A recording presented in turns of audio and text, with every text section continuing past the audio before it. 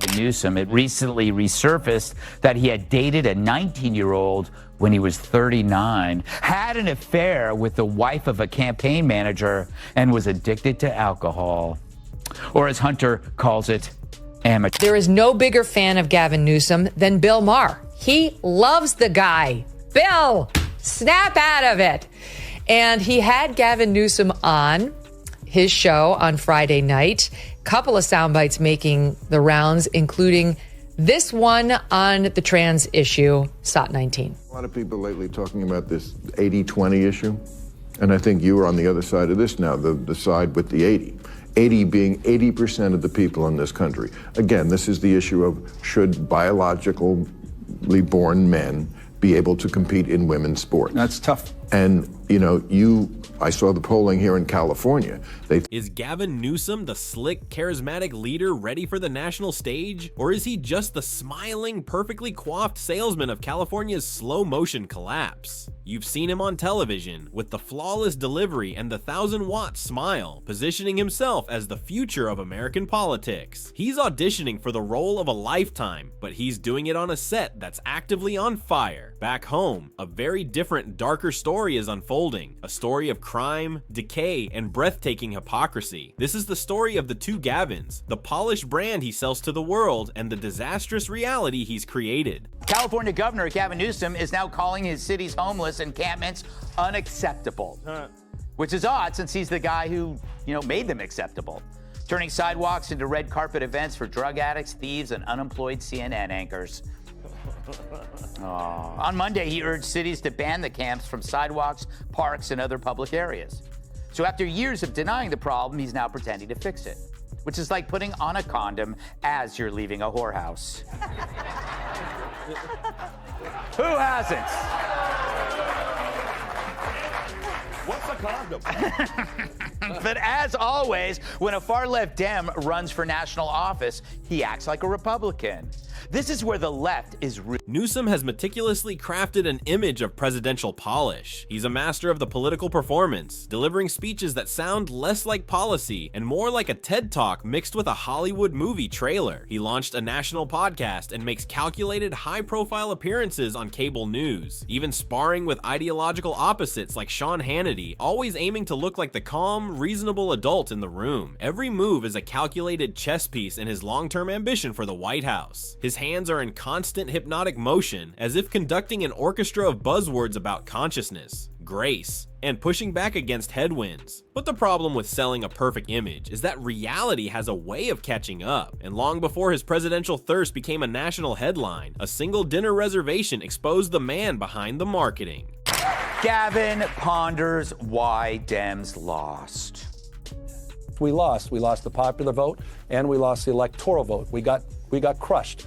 And we need to be humble about that, and we need to have some grace, and we need to understand why. Was it because of the incumbency penalty? Was it because of inflation? Was it because of interest rates? Was it because of immigration? Was it because we were too, quote unquote, woke? Was it because of issues with Israel? Was it all of the above? I think we are going through that forensic. We need to understand. At the same time, we also have to push back against the whitewaters and headwinds of the Trump administration. Kennedy, I think the answer is yes. At the absolute height of his own strict COVID-19 lockdowns, a moment when he was lecturing Californians that they couldn't even see their own families, Newsom was caught. He wasn't just having a quiet meal, he was at the French Laundry, one of the most exclusive and expensive restaurants on the planet, celebrating the birthday of a lobbyist. He was maskless, packed into a private wine cellar, and surrounded by the very medical lobbyists who were helping shape the state's lockdown policies. While ordinary people were missing funerals, canceling weddings, and watching their family businesses suffocate and die, Gavin was sipping artisanal hypocrisy out of a $700 wine glass. It wasn't just a mistake or a momentary lapse. It was a glimpse into a pattern, a deep-seated belief in a separate set of rules for the elite. Gavin Newsom claims he only noticed Biden's cognitive decline once during the 4 years Biden was in office. And that one time was when Biden endorsed Gavin Newsom.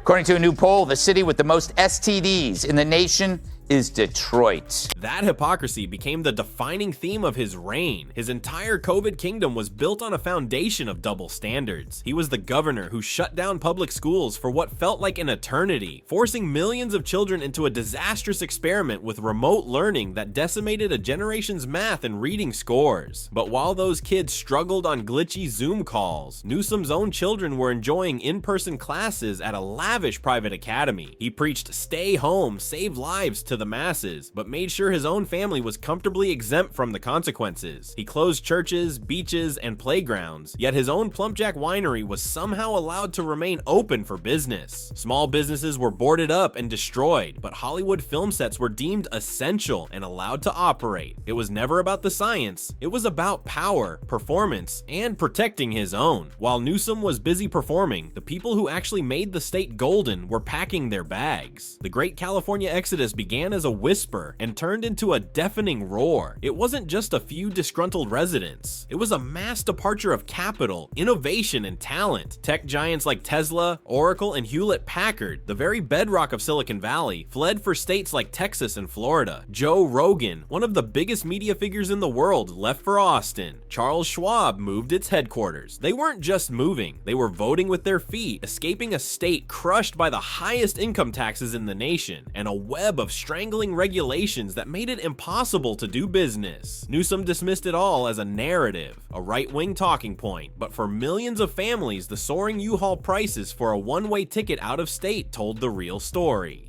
Fundamental question, is it fair? And I can give you example after example. Just in my home state, there was someone that won a triple jump by 8 feet. Right. It was fundamentally unfair. We haven't been able to figure that out. You see, the right has weaponized. One might even say they pounced, Emily, on this issue. I mean, yeah, of course. It was the right who was just so excited to talk about bathrooms and locker rooms. They just couldn't resist. Weird. Gavin's hands. It's time for Gavin's hands. Welcome to a new segment called Gavin's Hands. He keeps his hands in motion and his hair full of lotion. True, Gavin's views may be idiotic, but his hands moves, well, they're hypnotic. California Governor Newsom's new podcast is out. It's available wherever fine hair care products are sold. And we couldn't help but notice an unintended delight, his unique hand gestures. For those who stayed, the daily reality grew more chaotic. Under Newsom's watch, a crime wave began to wash over the state, fueled by policies he championed. Proposition 47, which he supported, effectively decriminalized theft under $950, turning the state into a shoplifter's paradise. The results were immediate and disastrous. Viral videos seen by millions around the world showed mobs of people brazenly smashing glass cases and looting luxury stores in broad daylight with zero fear of consequences. Retailers started locking up everything from deodorant to toothpaste like they were crown jewels. His approach to law and order felt like trying to enforce traffic laws with interpretive dance. When things got bad enough, he simply blamed Republican-led states and hoped no one noticed his Gucci loafers were standing in a puddle of his own failure. This hands-off approach extended to the most visible crisis of all, homelessness. Under his reign, tent cities metastasized, turning sidewalks in once beautiful cities like San Francisco and Los Angeles into open-air drug markets and scenes of medieval squalor. Critics argue his policies didn't just fail to solve the problem, they enabled it, pouring billions into programs that seem to entrench the crisis rather than end it. Nothing says compassion like turning Venice Beach into a Mad Max prequel with more fentanyl and fewer morals. Now, with a potential presidential run on the horizon, he's suddenly posing for cameras as he cleans up the very encampments he allowed to fester for years, conveniently just before international leaders like Xi Jinping were scheduled to visit. It's not leadership, it's crisis management for his public image. What he posted, stand by. It's amazing. Okay, he posts the following. California, under the leadership of radical left Democrat Gavin Newsom, continues to illegally allow men to play in women's sports. This week, a transition male athlete, meaning a male pretending to be a female, at a major event won everything and is now qualified to compete in the state finals next weekend. As a male, he was a less than average competitor. All true. As a female, this transition person is practically unbeatable. This is not fair and totally demeaning to women and girls. Please be hereby advised that large-scale federal funding will be held. Was absolutely the right who just couldn't wait to make an issue out of transgender kids. I mean, this is why Gavin Newsom, I think, is having a hard time on his rehabilitation tour as he's launched his podcast. And it's because he's it's impossible for him to run from his actual record because he can't fully disavow it. He can't fully get away from it. It's like how he said, nobody in our office ever used Latinx. And then a million clips were produced of Gavin Newsom himself, let alone his office, saying the word Latinx. He can't fully divorce himself from the last 10 years. The dysfunction goes even deeper, right to the state's power grid. Newsom has positioned himself as a global climate champion, pushing to ban gas-powered cars and transition to a green utopia. But his green dream has become a blackout nightmare for Californians. The state's power grid is so fragile that on hot summer days, his administration begs residents not to charge their electric cars for fear of collapsing the entire system. Rolling blackouts have become a regular feature of life, while energy bills have skyrocketed to be among the highest in the nation. He bans plastic straws, while catastrophic wildfires, often sparked by poorly maintained power lines from companies his administration oversees, burn down half the state. His idea of environmentalism is to make life more expensive and less reliable for everyone, all while he jets off to climate summits to lecture the world.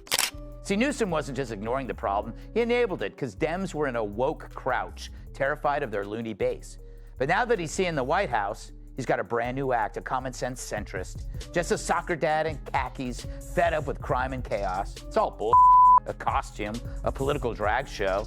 And the kids this drag queen is reading to are the gullible voters.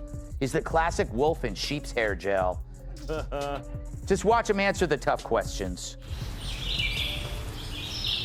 Any other questions here? Yes, Governor. California has a terrible homeless problem. Why do you think that is? I appreciate that question. And I think it's a matter of perspective. You could be the governor of any state. What would it be? And you might say, oh, I would be in Texas, live free or die. No, that's New Hampshire. Yeah, sure. Just live free, whatever. It's or just die. Die, or just it's California. Because people can live under the most incompetent governance ever. The good news, they appear to be gaining ground among Hamas trannies. That is like a paid laugh. A new book claims California Governor Gavin Newsom secretly funded a monument to himself inside San Francisco City Hall.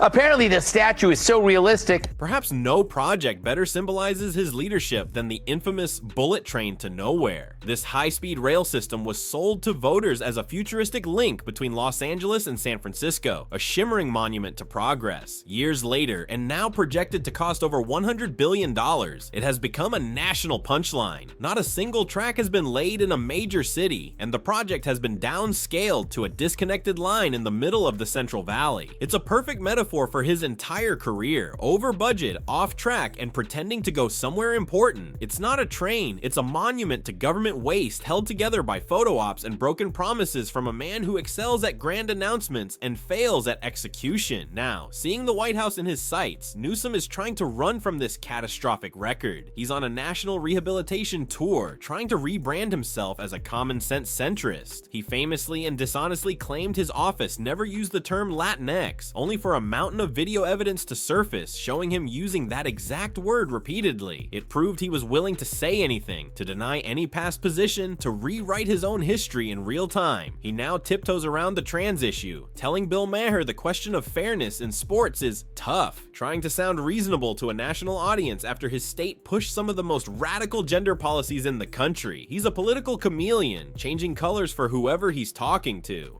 He found, put together after Newsom was out there claiming, never.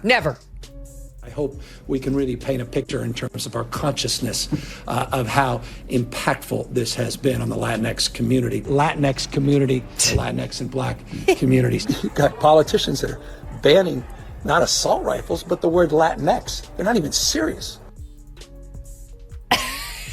That's so fun.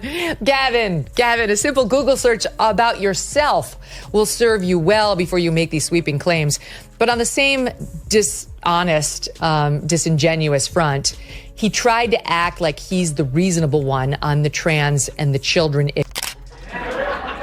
Kennedy, a new book. Gavin Newsom funded claims that Gavin Newsom funded a monument of his head in San Francisco City Hall to commemorate his time as mayor. Was he a good mayor? I don't think so. He was a horrible mayor. Like everywhere he's gone in the state, every big problem has only metastasized. How about Gavin or Newsom? The hell? Oh, no, the hell is. Who's a better actor? I'm not sure. They're both up for an award. I was watching him on MSNBC. He's got a new hand motion. I was going to text him. It's this. It's got usually it's kind of this, and then he's doing this. He was doing this thing on MSNBC. He's doing this whole thing. Look, he is the fakest person I think I've ever met in my entire life. So synthetic, and honestly, that's very dangerous, like incredibly dangerous. Like he's the type of person that could just stare at you like, oh yeah, I voted for Trump, and just pass a lie detector test. That is very, very dangerous. Just stone. And if you dig just a little deeper, the skeletons in his closet point to a long-standing pattern of questionable judgment. Long before he was governor, his early career was rocked by scandal when it was revealed he had an affair with the wife of his own appointment secretary and close friend, a profound betrayal of loyalty. It also resurfaced that at 39 years old, he had dated a 19-year-old. While not illegal, it painted a picture of a man whose personal judgment was, at best, deeply flawed. It wasn't just a political problem, it spoke to a character that sees rules, norms, and even personal loyalties as obstacles to be navigated for his own benefit. In the end, we are left with two Gavin Newsoms. There is the brand, the polished, articulate politician selling a vision of a bright, progressive future. Then there is the reality, the governor of a state plagued by crime, homelessness, and a mass exodus, all wrapped in a blanket of personal and political hypocrisy. He is selling a product on the national stage that his own customers in California are desperately trying to return. The emperor has no clothes, just a $3,000 suit, a personal stylist, and a teleprompter loaded with excuses. And the only question left is whether the rest of America will be smart enough to read the reviews.